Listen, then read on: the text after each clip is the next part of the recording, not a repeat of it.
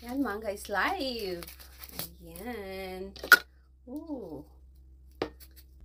Inanunsyo na pala ni United States Secretary of State Marco Rubio ang pagpapataw ng sanksyon laban sa 4 na judges ng International Criminal Court o ICC at kabilang din to ang isa sa judges na may hawak sa kaso ni Crimes Against Humanity laban kay dating Pangulong Rodrigo Duterte.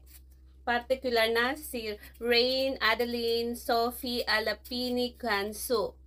Ang tatlong iba pang may sanction ay sina Solome Balongi Brosa, Luz del Carmen Ibanez Carranza at Betty Holler.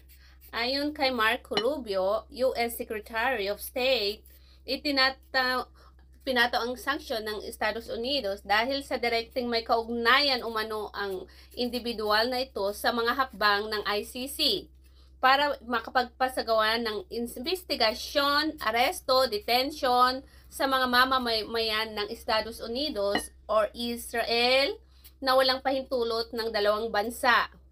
Kapwa hindi kasapi sa Rome Statute ang Israel at Estados Unidos.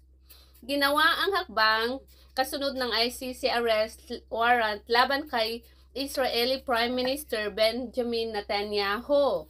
Dagdag pa ni U.S. Secretary of State Rubio, politicize o namumulitika umano ang ICC. Mali rin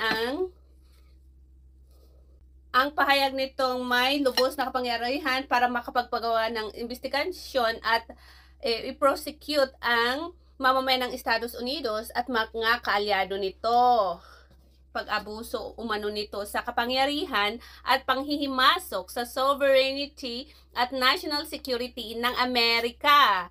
Bago ito, nauna nang nagpataw ng sanksyon ang Estados Unidos laban kay ICC Prosecutor Karim Khan. Dahilan para mawalan ito ng access sa kanyang email at naka-freeze na rin ang kanyang bank account. Ayan, girls. Ayan. Ano ang susunod na mangyayari? Tanong ko, bakit hindi kasama yung sino yon? Sino yung nagsalita? Yung nagsalita nung pre-trial ni dating Pangulong Duterte. Bakit wala si Socorro ba yun? Diba? Ayan.